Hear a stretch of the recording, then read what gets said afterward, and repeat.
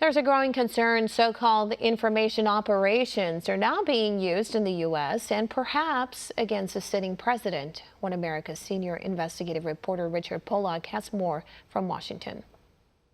Since the advent of the Cold War, American intelligence officials working overseas have engaged in the dark art of deception and misinformation. Their campaigns were called information operations.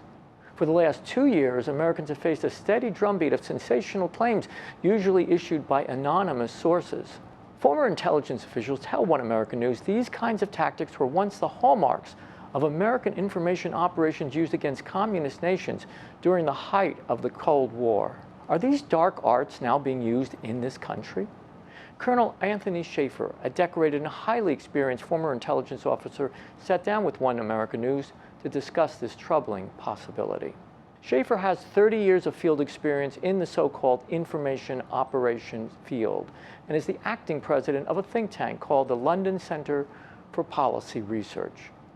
Schaefer's think tank believes they've identified a pattern in some of the most highly divisive campaigns that have rocked this country over the last 2 years.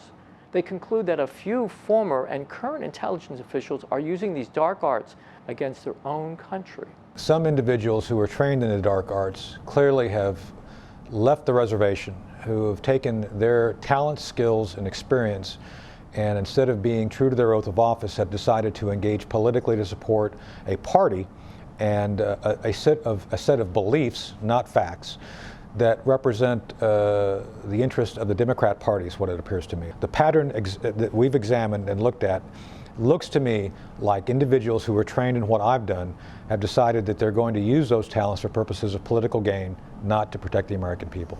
Schaefer says he fears some former intelligence officials have decided to ignore their oath in the pursuit of political gain. The appearances to me, Richard, is that you've had individuals who've decided that they are willing to vacate the oath of office for purposes of using these immensely powerful, very dark but effective arts for purposes of a political party, not to benefit the American people or the nation. The notorious Trump dossier appears to be a classic information operation, according to Schaefer. Let's use the Christopher Steele dossier. That was purchased using money from a campaign for purposes of having a former British spy, Christopher Steele, purchase information that was supposed to be derogatory to the Trump campaign. Schaefer also is very suspicious about the whistleblower complaint. First thing I knew about being a whistleblower is no one believes you.